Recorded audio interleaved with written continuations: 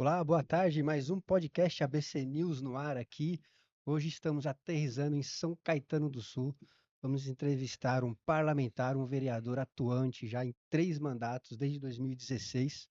Estamos falando hoje, vamos entrevistar hoje César Oliva, ele que tem 38 anos e nascido em São Caetano do Sul, pai da pequena Catarina e Valentim, né, formado em administração de empresas, formado em advogado, formado pela São Bernardo, direito de São Bernardo do Campo, despertou ali na política ali por volta de 2016, um pouco antes, né? Pouco antes. Teve até uma participação no Consegue ali que ele vai poder falar um pouco mais, mas já entrando na nossa entrevista e agradecendo pelo convite, César Oliva, a gente tem bastante tema aí, temas polêmicos que a gente vai tentar aí amenizar um pouco, que o objetivo não é, polêmicas tão acirradas, mas trazer informação aqui no podcast, né? Mas eu queria, obrigado mais uma vez pelo convite e parabéns lá pela atuação, por vários Obrigado. projetos. A gente fez uma pesquisa aqui, é muito atuante na questão das pessoas especiais, principalmente, vai poder falar um pouco sobre isso também.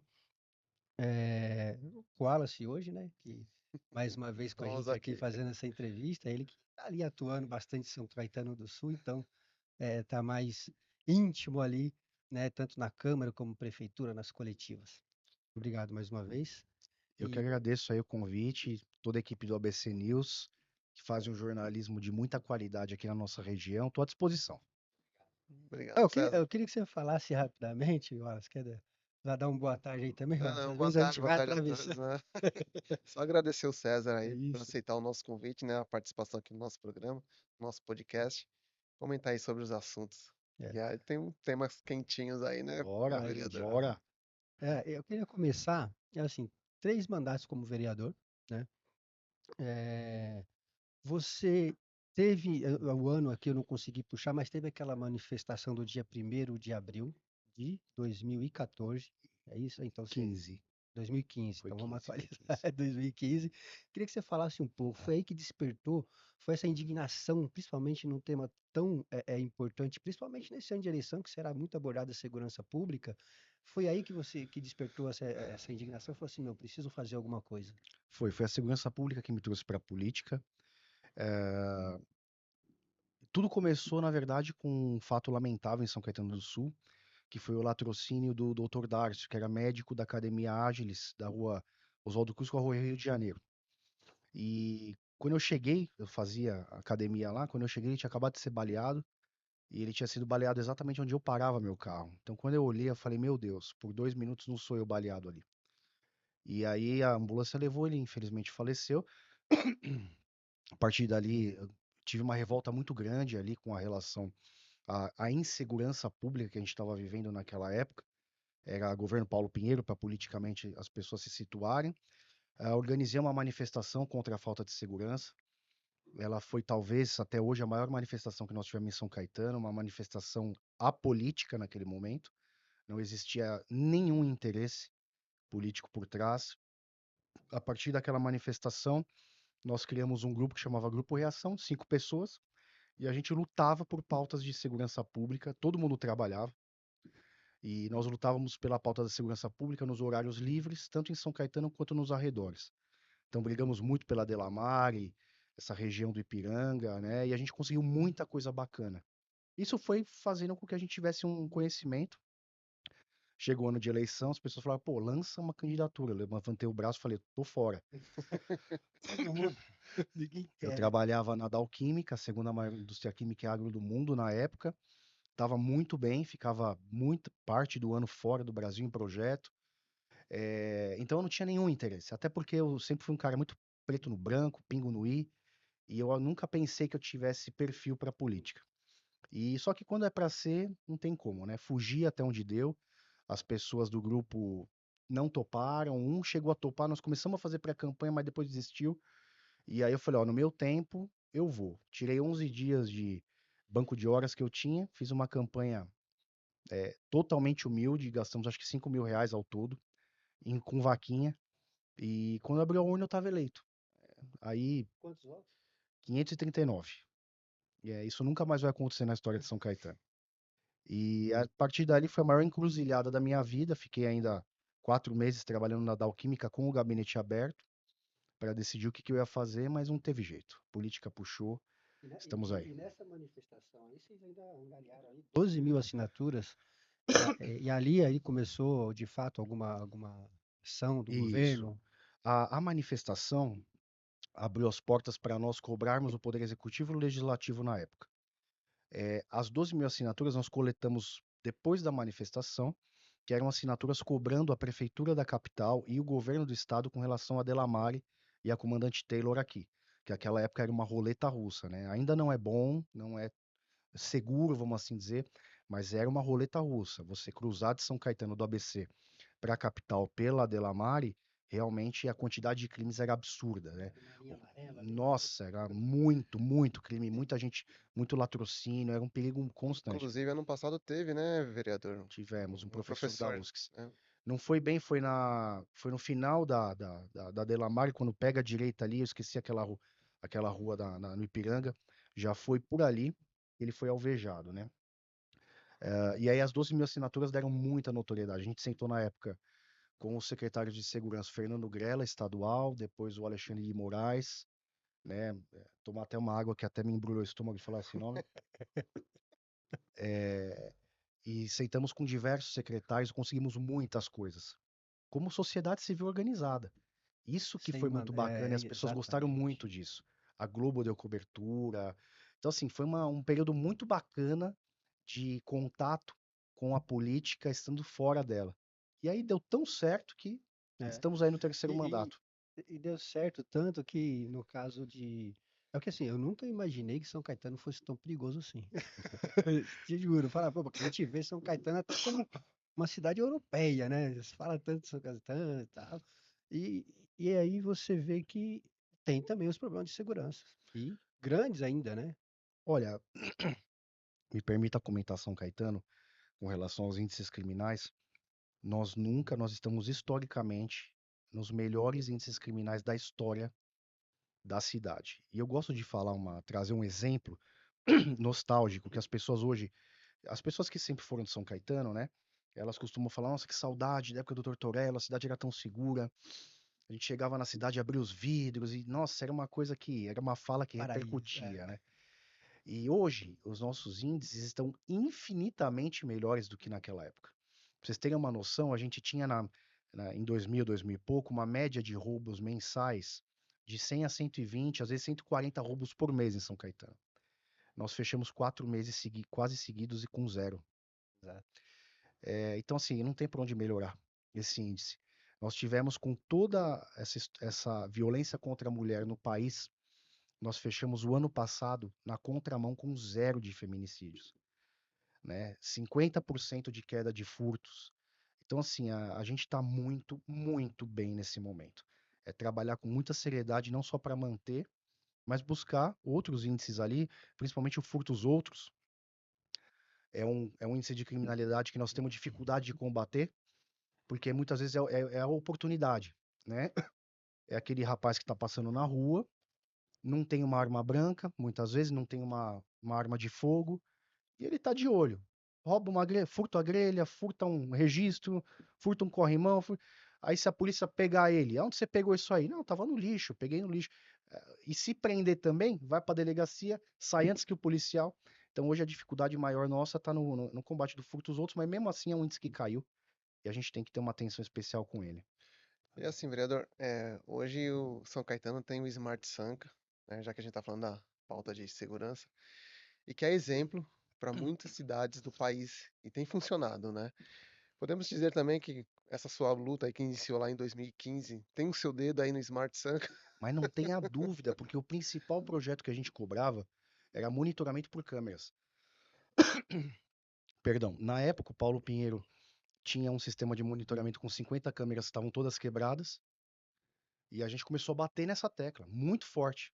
E aí depois, nos 2 governos do Auric, ele começou um projeto, mas o que o governo Tite Campanella fez nesse 1 ano e quase meio é algo histórico e é um modelo, uma vitrine para o país. E aí eu destaco 3 nomes para que a gente chegue hoje no Smart Sanca que nós temos. O primeiro é o Tite Campanella e seu governo, né? O segundo é o Orlando Morando, ex-secretário de Segurança da capital, que nos cedeu, inclusive, a tecnologia do Smart Sampa, principalmente a de reconhecimento facial, que fez com que a gente começasse a prender todos os foragidos da justiça que entravam na nossa cidade. Hoje nós já passamos de 150 foragidos presos em São Caetano do Sul sem um tiro ser dado por conta dessa tecnologia do Orlando Morano. E o terceiro nome é o Guilherme Derrite, também ex-secretário de Segurança do Estado, que também nos cedeu, principalmente ali, a Muralha Paulista, que é o banco de dados, é o grande banco de dados que a gente precisa ter acesso para cruzar facial, detalhes de placas roubadas, de carros furtados, com algum delito. Então, assim, foram esses 3 nomes que fizeram São Caetano chegar hoje onde a gente está. E é claro que as nossas cobranças ali, pelo legislativo, a gente também faz com que a pauta tenha notoriedade e ganha a atenção também do Poder Executivo. Inclusive, o Derrite recebeu uma mansão lá de vocês, né? Da Câmara. Acabamos de dar ao título de cidadão sul-são caetanense, ao Guilherme Derrite, aquele que, na minha concepção, deve ser o nosso próximo senador por São Paulo. Espero que dê tudo certo. Obviamente que é uma batalha grande e hoje o cenário ainda está um cenário muito embolado, mas eu não tenho dúvidas que o Guilherme Derrite, pelo que ele fez no Estado, com a coragem no combate na criminalidade, que ele no Estado, Orlando Morano na capital, fizeram, por exemplo, com a Cracolândia, e as relatorias que o Derrite teve agora recentemente nas leis aprovadas, né, esse marco contra o crime organizado, eu não tenho dúvidas que ele seria um senador absurdamente contributivo com relação à pauta da segurança pública no nosso estado. Com relação ao Sampa, o Smart Sampa, não sei se o Wallace perguntou e você falou quantas câmeras tem uma projeção de quantidade até, sei lá, fim do mandato, por exemplo? Hoje nós estamos com 650 câmeras aproximadamente, proporcionalmente, câmeras versus território e acho que também versus população, nós somos a cidade que mais tem câmeras do país. E o projeto do governo Tite Campanella é expandir. Então existe, a gente acabou de comprar novas câmeras e existe a necessidade de manter a expansão de câmeras. O prefeito de Campanella falou que até o final desse governo ele quer ter pelo menos uma câmera por rua em São Caetano do Sul.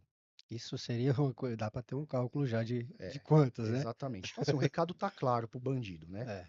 É, Venha para São Caetano. A gente quer que você venha para São Caetano, porque nós vai, vamos pegar. vai ficar preso, vai ser preso. Ele pode até entrar e sair umas vezes, com sorte, 2 vezes. Na terceira, ele vai ser preso em São Caetano.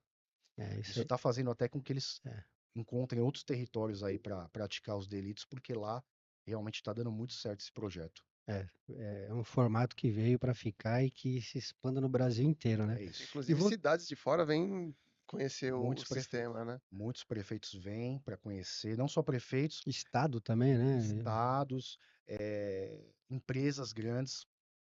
Eu mesmo levei uma comitiva da BASF para conhecer o Smart Sanca no final de 2024, se eu não me engano. Ainda não era Smart Sanca. Eu levei uma comitiva, então tem muitas empresas que têm problemas com furtos, com roubos, que têm grande território, que também vêm conhecer. Agora sim, é uma curiosidade.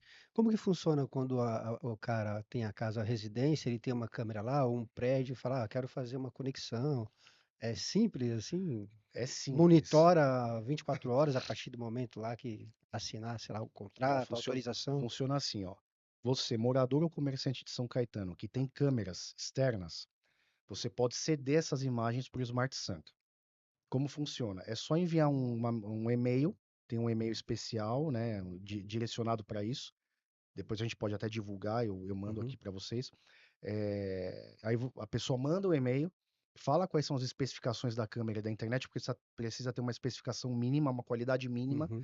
porque senão não adianta, a imagem fica muito ruim, né? Se aumenta o pixel, estoura, não dá para ver nada. Então tem que ter uma qualidade mínima, mas normalmente as câmeras que De são hoje, colocadas são hoje boas. já tem qualidade mínima para isso. E aí faz a conexão direta, a própria internet do morador ou do comércio faz o upload, manda as imagens para o Smart Sanca, só que essas imagens elas não são monitoradas em tempo real. Elas servem muito mais para o pós-fato. Tá. Ou se tiver acontecendo alguma coisa naquele momento, eles podem acessar a câmera no momento, mas em teoria é para o pós-fato. Aconteceu um crime Por na conta de questão rua, de informações, dados, alguma coisa até, assim, até por conta da tecnologia não acessar não acessar, né? essas imagens. Então não tem como. Você imagina só, que a gente tenha hoje, vou chutar aqui que eu não tenho esse número, 500 imagens de câmeras particulares. Para você fazer o monitoramento delas é só com um homem olhando, É muita coisa. entendeu? Diferente com a tecnologia, que os softwares de segurança hoje, você precisa de poucas pessoas, porque eles fazem o O trabalho de trabalho. fazer a leitura, e às vezes até do comportamento da pessoa.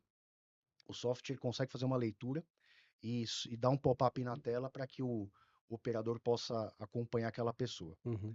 Às vezes a leitura, a linguagem corporal, Já o aí, software já fala, também analisa. caramba.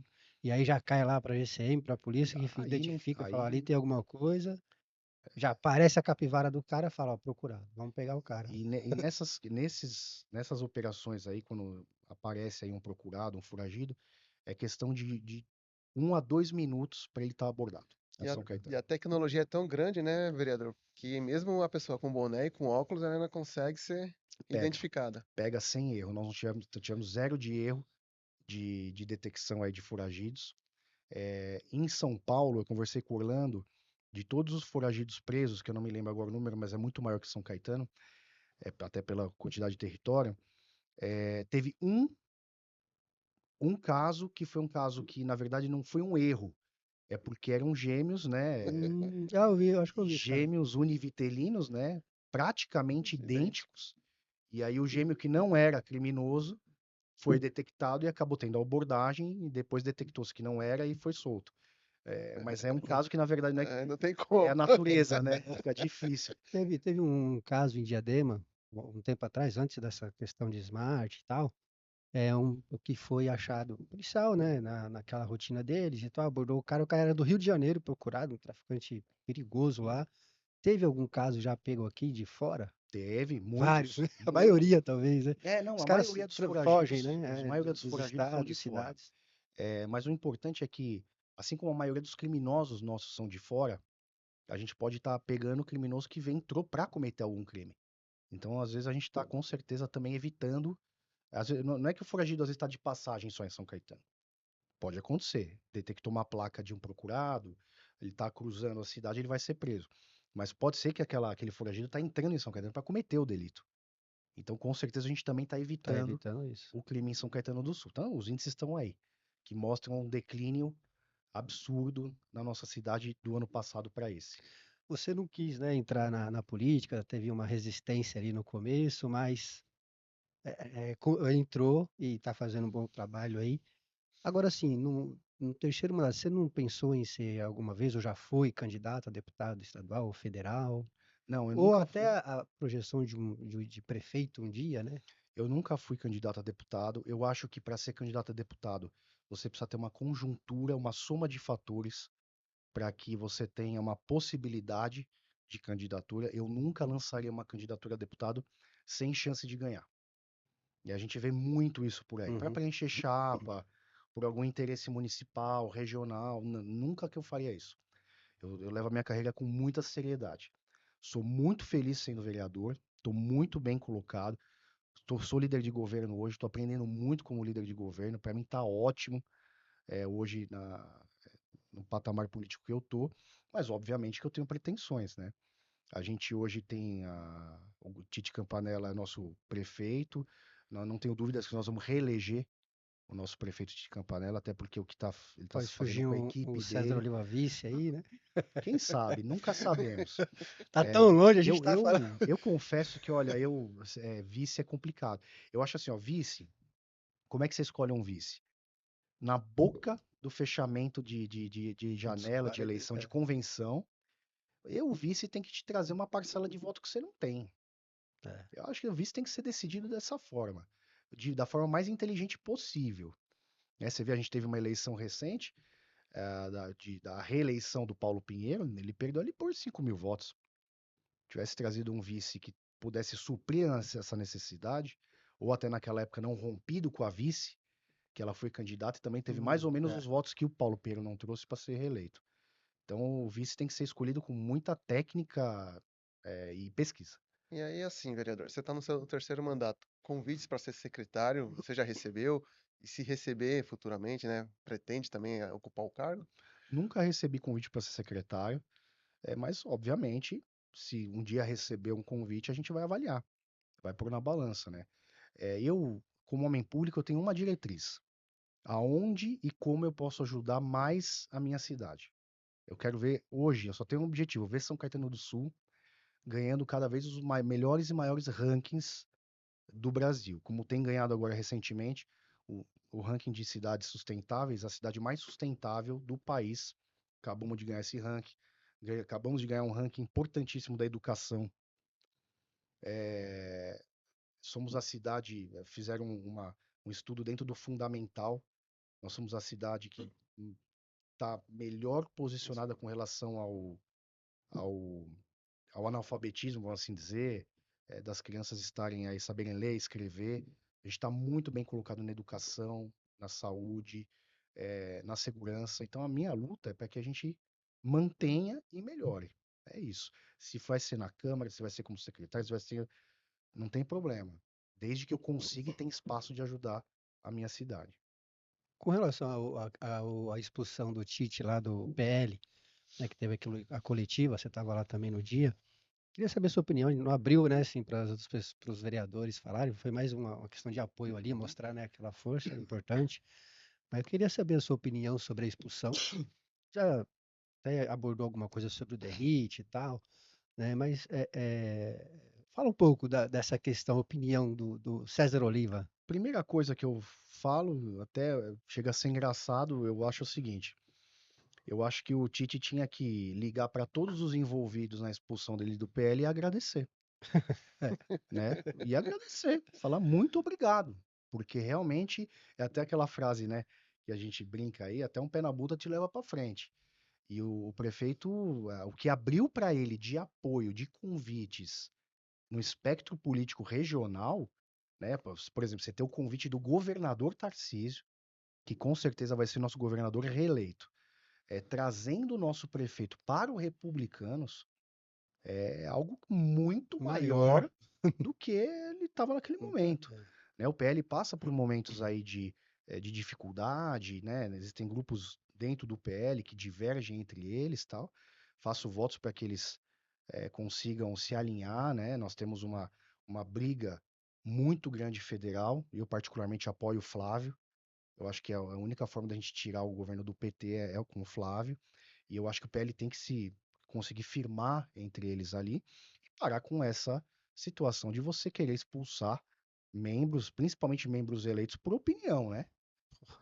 A gente está numa democracia. É o que o Tite falou, né? Vai acontecer muito esses casos aí esse ano. Já vem acontecendo, né? Como é que Então. você vai se Não, e outra, se você for pegar, existem centenas de casos dentro do mesmo partido de políticos que se criticam. E obviamente que dentro de um respeito, isso é válido. Isso é válido. Você às vezes, numa discussão, você consegue evoluir depois daquela discussão, depois daquela crítica. Então, assim, o nosso prefeito fez uma crítica política respeitosa aos senadores de São Paulo. E construtiva ainda, O né? senador astronauta parece que se doeu. pode melhorar daqui para frente? Tem mais 4 anos aí, né? De Se repente dá fosse uma o virada. astronauta, se eu fosse o astronauta, eu voltaria da Lua, faria uma análise técnica de todo esse cenário e vislumbraria que ele está numa Pode situação muito mais. complicada. É. Eu acho que isso pode servir para acordar o astronauta, porque realmente hoje é quase unanimidade que eu votei nele e não voto nunca mais, porque eu acho que o Senado em São Paulo está devendo posturas, posicionamentos, Postura principalmente, né? né? Nós estamos com um problema institucional em Brasília muito grande, que o Senado precisa ter uma postura mais firme e não estão tendo, né? O que esses senadores fizeram pelo nosso Estado, particularmente a Mara Gabrilli, a gente acabou de conseguir, inclusive, conseguir uma emenda com ela de 400 mil para o complexo PCD que vai ser inaugurado. Ela tem uma atuação nessa causa PCD e tal. Agora, o astronauta, né? Eu acho que cabe uma autorreflexão dele. Pro prefeito, eu acho que abriu um caminho muito Muito. bacana, né? Eu acho que a política tem dessas, né? Às vezes a puxada de tapete ela te coloca num Isso é. patamar muito melhor. E eu acho que foi isso que aconteceu. E, vereador, não acabou sendo uma meio incoerente até do próprio partido do PL, porque a gente tem lá o vereador Matheus Gianello, que até então era do mesmo partido do prefeito. E ele sempre fez críticas ao prefeito. E Exatamente. até então nunca. Exatamente. O PL é a maior bancada hoje de São Caetano, com 5 vereadores. Dos 5, um deles, o Matheus, é um vereador de oposição hoje. Critica o governo há meses, com críticas bem duras mesmo. Às vezes a gente até tem discussões na Câmara sobre isso. E nunca, nem os vereadores do PL iniciaram nenhuma denúncia na ética do partido contra ele, porque é um político do PL criticando outro político do PL. Exatamente. E muito pior, dentro da própria É. cidade. Quando o PL se posicionava como base, se posiciona até então, pelo menos, como base do governo Tite Campanella, né? Então, assim, é o que eu falo, incoerência, né? E ficou muito feio na classe política, porque você não pode caçar ninguém por crime de opinião. Nós temos que parar com isso no Brasil. Seja no Poder Judiciário, no Legislativo, no Executivo, dentro de partidos. Como é que a gente vai dar exemplo e querer criticar, por exemplo, o Poder Judiciário Nacional, se dentro de um partido as pessoas estão expulsando as outras por opinião? Exatamente. Né? Então, eu acho que não é por aí. Eu acho que cabe aí uma reflexão sobre tudo isso daí. Mas para o Tite, para mim, foi muito positivo. Você está contente lá no PSD? Quais partidos você já passou já? Já passou por outros? Eu fui do PR, que depois virou Virou, PL, né? Era o Partido da República, depois virou PL. Fui eleito lá, conheço o Valdemar, conheço Candelária. Depois fui para o PSD. Então, por enquanto, só passei por dois. 2 partidos. Confesso que temos pouco contato aí com a executiva hoje. O PSD também está numa batalha nacional bastante grande. O PSD é protagonista no país com relação a todos os debates que nós estamos vendo e vai ser protagonista também nessa eleição.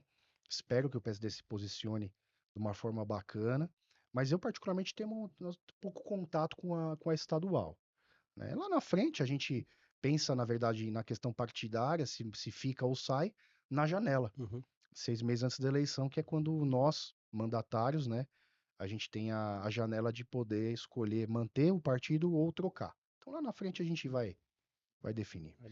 Vereador, você acabou de falar aí do projeto e é a sua causa também do PCD. Comenta um pouquinho aí sobre esse projeto.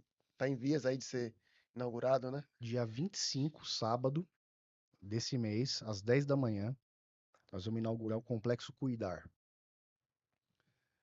É um próprio público ultra aguardado pela comunidade PCD de São Caetano do Sul.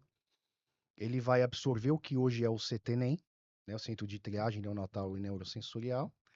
Então, ele vai atuar como um próprio público voltado principalmente ao atendimento terapêutico, médico terapêutico das pessoas com deficiência e transtorno. Até onde eu sei, lá vai funcionar um grande centro de fisioterapia. A parte de fisioterapia vai englobar, acho que vai ser geral a cidade, mas nós vamos ter um foco muito grande lá em equipes multidisciplinares, né? Essa parte terapêutica, TO, fono, psicólogo, psiquiatra. Tem um projeto muito bacana de canabidiol que eu estou desenvolvendo para funcionar lá dentro. Uma reabilitação neurosensorial com um aparelho que chama Nirvana, que é um aparelho de última geração, que nem os convênios particulares têm, nós vamos ter lá dentro. Então a expectativa nossa é maravilhosa. Poder expandir, poder atender mais junto com a PAI, né? A PAI tem um papel essencial hoje na nossa cidade, mas que a gente consiga também expandir o atendimento às crianças com transtorno e, e a gente só tem a voar nesse tema. Existia uma polêmica referente a isso, porque por que não foi entregue ainda o complexo? Porque ele era para ter sido entregue em 2024. As obras iniciaram bem antes de 2024 e o ex-governo do Auríquio tinha prometido entregar em 24, né? Mas na verdade não deu, não entregou, entregou a obra inacabada, cheia de problemas estruturais, cheia de problemas de obra, como o da piscina, que veio à tona, o problema da piscina, falta de um monte de problema de infiltração, problema de falta de troca de ar, que embolorava tudo lá dentro.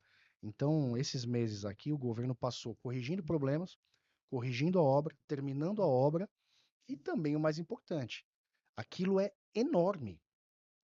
Foi entregue sem nada dentro também. Então, para você comprar todo o mobiliário, todos os materiais que são necessários para aquilo funcionar, também demanda muito dinheiro e tempo de Uhum. licitação. Então, infelizmente, não deu para a gente inaugurar o ano passado.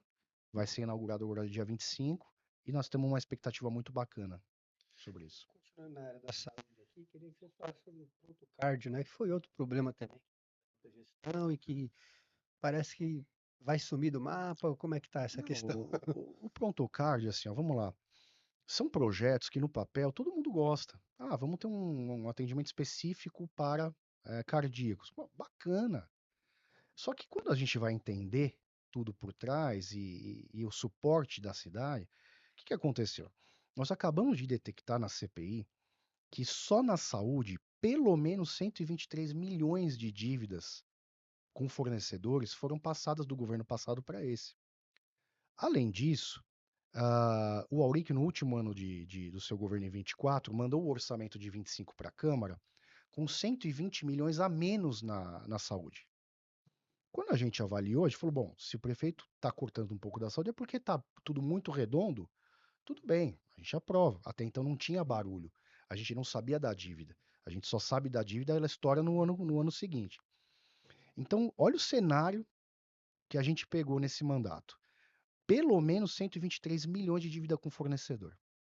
120 milhões a menos de orçamento de saúde, de dinheiro na saúde. E vários próprios inaugurados no fechar das luzes do governo. Foi a UBS Santo Antônio, foi a UBS Centro, foi o Prontocárdio, todos inaugurados sem terminar direito. Então, quando você junta esses três, essa fórmula, você chega no resultado sufocamento da saúde. É? Uma dívida de centenas de milhões na saúde, um orçamento de 120 milhões a menos e mais próprio público para cuidar, só o Prontocard custaria em torno de 4 milhões por mês para funcionar.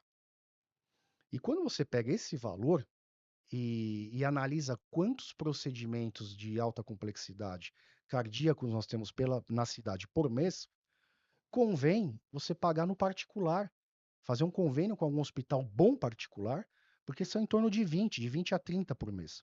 É um procedimento que de 12 mil a 15 mil, depende um pouco, pode chegar até a 20 mil. A hora que você faz essa conta, não faz sentido você ter Uhum. uma equipe de alta complexidade, com uma máquina de hemodinâmica e manter tudo aquilo 24 horas para você atender de 20 a 30 munícipes por mês.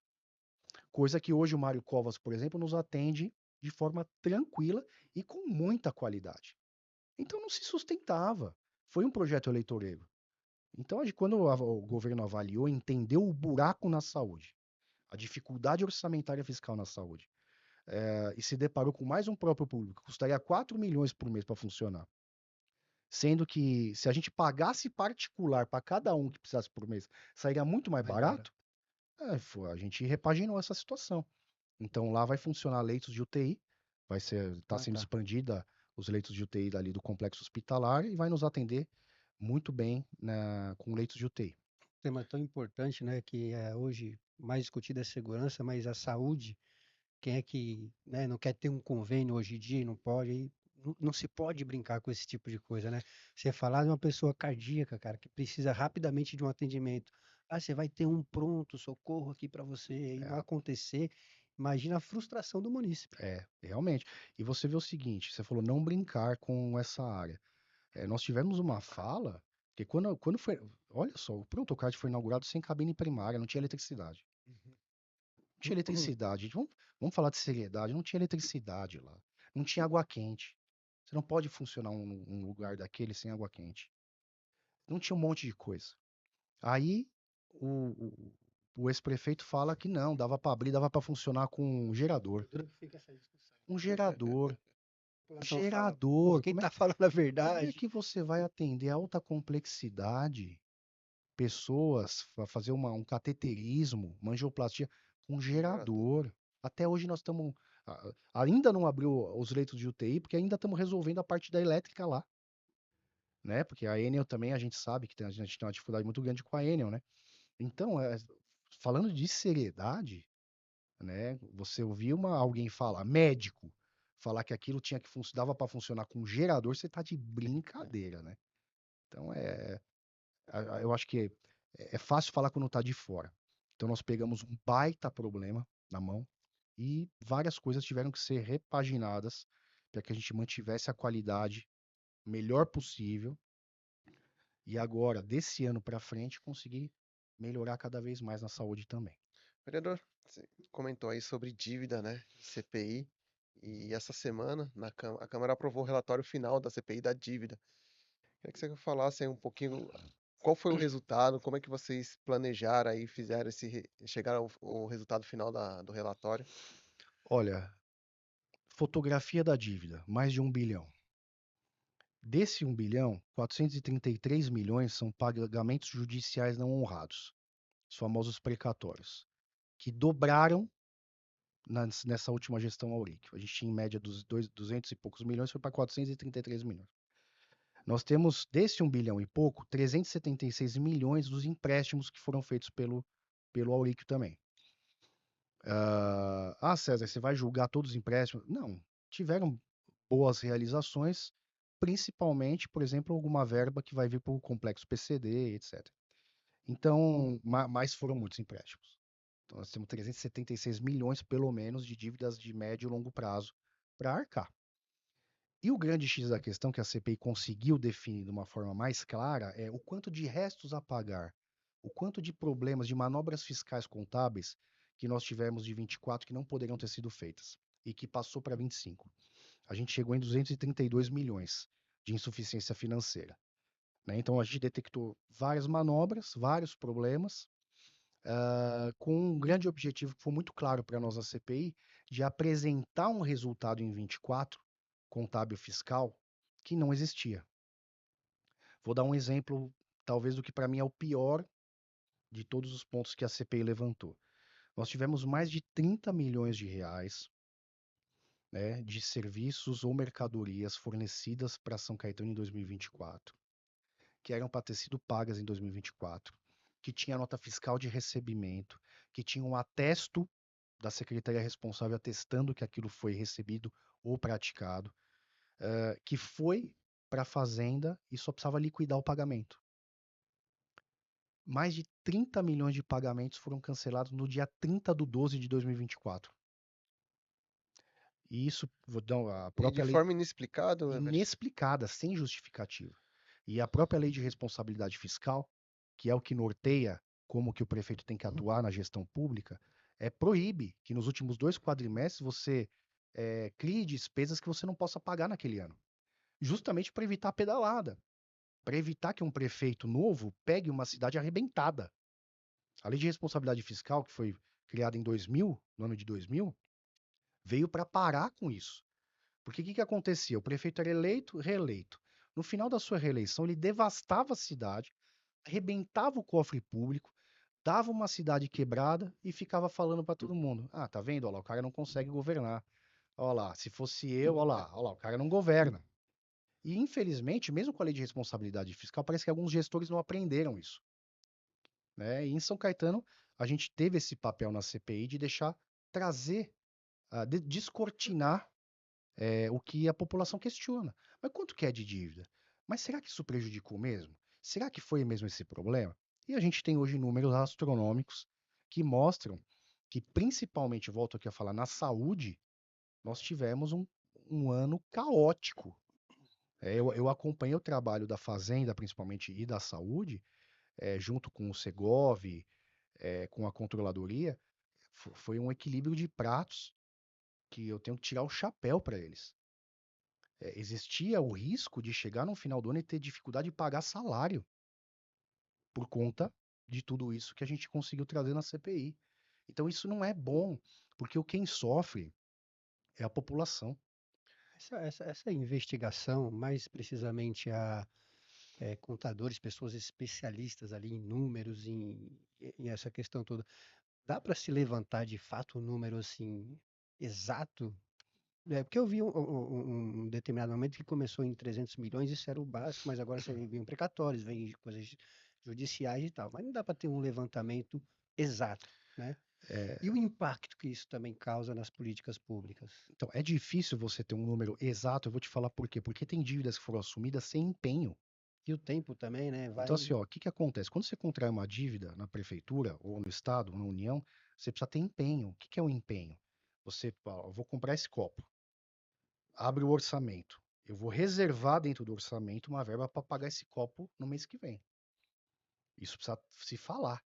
Existem muitas dívidas que nós encontramos que foram criadas, geradas, adquiridas sem empenho. Então, a gente não sabe nem, não sabia quanto que era de dívida, porque você não tinha o empenho que eventualmente foi cancelado ou a liquidação do pagamento cancelado. Você sequer tinha o empenho para rastrear quanto que tinha de dívida. Então, isso fez com que a gente tivesse um impacto muito grande nesse primeiro ano de governo. Esse ano ainda tem alguma questão, porque a dívida ela existe, né? Não foi tudo pago. Na saúde ainda tem muita negociação com o fornecedor acontecendo. Mas desse ano para frente a gente tem uma tendência de ter uma melhora. Agora, com esse número de 1 bilhão, vai começar a rodada de acordos, tentar fazer acordos. É, É mais ou menos isso também? é isso. Esse número de 1 bilhão, o que pega muito mesmo, muito, muito, muito grave, são os 232 milhões. Que Né? esse é oriundo do São as manobras fiscais. ah, Oriundo do quê? O que que são esses 232? União, muita coisa voltado O que que dívida são com esses União. 232 milhões? Esses 232 milhões são compostos dos 30 milhões de restos a pagar cancelados em 30/12 que eu Hum, falei aqui, formado de 47 milhões que foram usados em 2025 para pagar as dívidas de 2024 e mais 154 milhões que o Tribunal de Contas já tinha apontado numa análise prévia, que foram obrigações assumidas sem empenho, que é exatamente isso que eu estou falando. Você contrai uma despesa e sequer empenha ela, reserva dinheiro no orçamento para pagar essa despesa. Isso é de uma irresponsabilidade muito grande. Desses 154 milhões, tem os 123 milhões que eu te falei que são só da saúde. Né? E fornecedores super conhecidos, do dia a dia, ambulatorial, hospitalar. Eu vou dar um exemplo bobo não aqui. pode falhar. Vou dar um Isso aí exemplo é. bobo aqui. Lençol, lavanderia. Se você não tiver lençol lavado, você não interna paciente. E nós tivemos um dos casos no começo do mandato que o fornecedor falou: se vocês não me pagarem, eu vou parar de lavar. E aí? Então aí a gestão acaba pegando uma bomba na É mão. uma bomba. Porque não é só esse fornecedor, vários Sim. sabem que são essenciais, tem uma dívida enorme. O governo anterior, para muitos, falou isso: falou, não, isso vai ser acertado em 2025, pode procurar 2025. E aí os caras vêm com essa dívida gigante, chega novo governo, vai lá, bate na prefeitura, ó, queridos, ó, preciso que você me pague. Como que isso aqui? Que isso? 5 milhões só de 3 milhões aqui? Não tem Não caixa para tem isso, não. caixa. Porque veja bem, eu levantei na LDO o orçamento da saúde é 500 e... Eu vou falar aqui uma média, não lembro se é um pouco mais ou um pouco menos. 550 milhões de dinheiro para a saúde no ano. Porra, 123 milhões de dívida é muito dinheiro, querido, dentro do orçamento da saúde. É muito dinheiro. Porque a saúde, basicamente, metade do dinheiro é para pagar folha. Você tem que reservar metade, que é praticamente metade é folha. A outra metade, de 550, 270 milhões, 123 milhões de dívidas, Muita coisa. com mais próprios públicos inaugurados ao apagar das luzes, caríssimos para ser mantidos, você sufoca a gestão. Então é E, isso que a gente tem que deixar claro para a população avaliar. e aí, assim, César, vocês chegaram a esses valores, esses números, né, graças à Fundace, né, que foi, acho que, a empresa que foi contratada para fazer a auditoria. Mas se fala muito de que acho que foi pago, se não me engano, 800 800 mil. mil, né? E estão tentando descredibilizar a instituição para que só porque chegou nesses números e é o real, porque hoje se a população questionar, vocês têm lá um laudo, tudo certinho, Não, que a gente vê isso muito na Câmara, né? Alguns uhum. parlamentares aí de oposição falando que os números são irreais. Nós pedimos a contratação de um instituto sem fins lucrativos para a Câmara e os 800 mil da Fundace dentro das organizações sérias foi a mais barata, porque eram mais de 30 mil documentos para serem avaliados e analisados, e fora toda essa questão que a gente sabe que é um tema complicado de se atuar. A Fundace é como se fosse meu Deus, a instituição da USP aqui de São Paulo. É, o Instituto. Da Me USP. fugiu agora o nome. A Fundace é o braço da USP de Ribeirão Preto. É um instituto conceituadíssimo, sem fins lucrativos. Toda a contratação, todo o processo de contratação que a Câmara fez foi baseado em tudo que ela já fez anteriormente, em contratações anteriores. Os dois órgãos que fiscalizam esse tipo de contratação pela Câmara é o Tribunal de Contas e o Ministério Público de Contas. Os dois já concluíram que não encontraram nenhuma irregularidade no processo de contratação da Fundace. Então, assim, a gente está muito tranquilo com relação a isso. Usaram muito esse discurso para descredibilizar a CPI. Então, a gente já passou por essa fase aí. Hoje está solidificado, as pessoas já entendem que. Porque, inclusive, comentava-se que se tivesse irregular, você que tinha que arcar. Não, realmente, se tivesse irregular, a Câmara responderia, o presidente, né? Isso sem dúvidas. Existe uma ação popular ainda discutindo isso, mas como eu disse, eu sequer fui citado, essa ação popular está nisso, e eu estou muito tranquilo com relação a isso. Por quê? Porque o Tribunal de Contas e o Ministério Público de Contas, que são os dois órgãos de fiscalização externa, que fiscalizam contratações que, por exemplo, a Câmara Municipal faz, os dois já fizeram uma fiscalização gigantesca, total, em cada vírgula, e chegaram à conclusão que não encontraram nenhuma irregularidade. Então, segue a vida, mais uma narrativa aí que foi por água E abaixo. agora o relatório vai ser enviado lá para os órgãos competentes. E o que vocês esperam aí do que pode acontecer aí, César? A CPI ela não condena ninguém, né? A gente chegou num relatório técnico, a gente tomou esse cuidado, por mais que obviamente a gente acaba tendo uma questão política, mas a gente quis um relatório de 241 páginas técnico, com tudo ali provado por documentos contábeis, está tudo lá. Até a diferença que a gente encontrou de 20 milhões a menos no caixa da prefeitura, que a prefeitura tinha falado que tinha um X de encaixe, e quando a gente foi averiguar no banco tinha 20 milhões a menos, por exemplo. Nós pegamos também duas manobras fiscais em que receitas de 2025 foram puxadas contabilmente para 24 para inflar, e despesas do final de 24 foram jogadas contabilmente para 25. Então, foi toda uma manobra para você entregar um resultado de 24 bonito, mais bonito, menos feio, né? E isso ficou claro para nós. Então a gente tem um relatório técnico provado por documentos públicos oficiais que todos esses números aqui ocorreram na cidade. E aí é por isso que pode-se dizer, talvez, né? Não sei se você acredita, que o ex-prefeito e a ex-secretária correram da CPI quando eles foram convocados. Não, correram, porque era bacana, porque lá na Câmara, principalmente através do vereador lá de oposição, que é muito ligado a ele, ele trazia o discurso, né, do próprio Auríquio, né? E o discurso no começo era que a CPI não podia terminar sem a gente ouvir o Auríquio. A CPI não poderia, como é que vai terminar a CPI Precisa se a vir, gente né? não convocasse, não ouvisse a Estefânia, a ex-secretária de Fazenda? Só que a gente estava quietinho, trabalhando, falando menos e fazendo mais. Ia chegar a fase da convocação. E nós fizemos a convocação. Convocamos primeiro a Estefânia como testemunha, porque a gente entendia que as manobras fiscais tinham vindo de cima. Não veio, entrou com diversas ações, e aí uma ação no STF, o STF me intimou para que se eu quisesse chamar a Estefânia, seria na condição de investigada. Então ela não queria vir como testemunha, ela queria vir como investigada. Aí você fala, pô, César, mas por que alguém quer ser convocado como investigado e não como testemunha? Porque como testemunha, ela não poderia não vir, ela teria que falar a verdade e não poderia ficar em silêncio. Como investigado, ela poderia não vir, se viesse, ela poderia não responder, então ela tinha um direito a mais individual garantido. Então, quando a gente conseguiu, o que o STF falou, o Toffoli, né?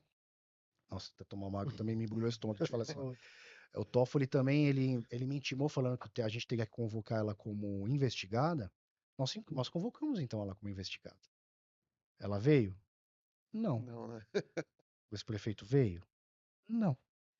Então, assim, o nosso papel foi feito. A gente derrubou mais uma narrativa que estava sendo construída, que como é que a CPI ia terminar sem convocar os responsáveis. A gente fez. Fizemos tudo de acordo com a questão legal para que a gente chegasse num resultado sério. Hoje não tem ninguém que pode falar que isso aqui não é sério. E a Fundace ajudou muito isso. A gente não se baseou no relatório da Fundace, mas a Fundace desnudou muita coisa e nos deu muito caminho para chegar no relatório final. No final é mais para proteger aí o Tite, né, como prefeito agora, para não cair todo esse problema, até porque precisa pagar a conta também, precisa saber de onde que vai vir o dinheiro agora, né? Então é mais para se proteger, Eu, né? eu creio que isso que você Como você falou, falou não tem pena, é, não tem como é condenar isso. os cabos, A gente vai né? agora para os órgãos de Vamos ver. fiscalização. O que você falou, eu acho que é mais uma consequência indireta desse trabalho, que é realmente a ajuda a gente mostrar e falar, ó, isso aqui não é responsabilidade desse governo. A gente passa uma régua, ó, isso aqui veio de trás, isso aqui está prejudicando a gente consegue deixar isso muito claro. Mas de forma alguma a gente fez isso com o intuito de tirar das costas do prefeito essa situação. A gente fez por quê? Porque nós precisávamos dar para a população de São Caetano o raio-x do problema. E hoje esse raio-x está bem claro. Qual foi o valor da contratação da 800 mil. 800 mil? Foi a mais barata. Pô, Porque, como eu falei, eram mais de 30 mil quantas? documentos para serem Muita coisa. analisados num curtíssimo espaço de tempo. E a responsabilidade desse documento era muito grande. Então, acho que eu não lembro se foram 3 entidades que se interessaram, que apareceram, enviaram o orçamento, e a Fundace foi a mais barata. Outro tema que estava pegando bastante São Caetano, vereador, é o programa Tarifa Zero. Como é que tá agora essa implantação, né? Porque vai mudar aí algumas coisas. O programa Tarifa Zero é um programa que, na teoria, ele é muito bonito, só que em São Caetano é muito difícil a gente trabalhar com a universalidade de serviço. E eu vou te explicar o porquê. Porque o que a gente presta e entrega para a população é o melhor de todos os nossos vizinhos. Então, quando a gente fala em universalizar qualquer serviço de São Caetano, o que vai acontecer? Todo mundo vai lá, seja na saúde, seja na educação, seja no próprio transporte. E é muito difícil de você ter um sucesso num programa desse quando os próprios vizinhos também não aderem a isso. Então você fica numa cidade de 15 quilômetros, completamente conurbada, com milhões de pessoas em volta, que acabam começando a utilizar até a cidade como via de transporte de uma para outra, porque é de graça. A gente chegou num ponto de que nós passamos de 20 mil usuários de ônibus por dia para 80 mil crescendo. E nós chegamos num patamar de análise que já ultrapassamos a avaliação de será que é só por mais ônibus? Já nós vamos ter que pôr tanto ônibus que vai parecer um metrô andando em São Caetano. Porque a qualidade e a segurança do transporte acabou. E o que o governo, Tite Campanella lá com o nosso secretário Marcelo, com toda a equipe da mobilidade, eles estão empenhados, da Secretaria de Governo, no Caio, eles estão empenhados em devolver qualidade e segurança para o morador. Né? Então, o Tarifa Zero hoje está sendo estudado, logo o projeto vem para a Câmara, vai ser um projeto voltado para o morador de São Caetano. Não tenho ainda as diretrizes de como vai ser, se vai ter alguma certa limitação, mas vai ser voltada para o morador. Porque hoje, quem pega ônibus em São Caetano, quase que na sua integralidade, eles estão reclamando. O senhor e a senhora não conseguem mais subir no ônibus, não tem mais assento. Os estudantes também, dependendo da hora, você não tem mais quase paz no transporte público. Então, quem usa da nossa cidade quer que mude. Agora, obviamente, nós tivemos uma, uma reportagem da Globo, a qual até fui entrevistado. Eles foram na porta no terminal, ali na frente do trem, perguntando para as pessoas de fora se elas queriam que o Tarifa Zero acabasse. Obviamente que todo mundo criticou. Todo mundo que é de fora quer que o Tarifa Zero continue. Né? Mas essa reavaliação ela está sendo feita pelo governo simplesmente para devolver qualidade e segurança para o nosso morador que paga imposto aqui. Esses dias uma Uma pessoa me perguntou, poxa, mas e o estudante que vem de fora vai ser impactado? Tal? Eu falei, gente, o nosso estudante, quando vai estudar em São Bernardo de Santo André ou na capital, ele paga. Paga. Ah, então tá. Gente, a gente só vai voltar para o patamar regular, comum. Né? Não tem como nós arcarmos São Caetano com todo mundo. Né? Eu Até acho que porque, assim, inclusive, eles têm lá o passe, né? De repente, a carteirinha para ter os descontos no exatamente, passe. Assim como o trabalhador também tem um desconto na empresa, né? exatamente. Aí a gente volta para o patamar regular. A empresa paga o vale transporte, e a gente foca no transporte público para o nosso morador. Eu acho que esse é o enfoque.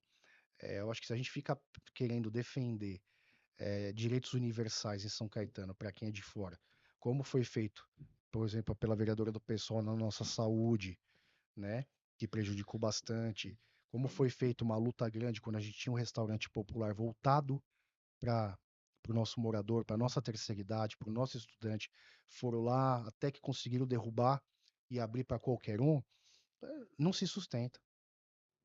Papo agradabilíssimo.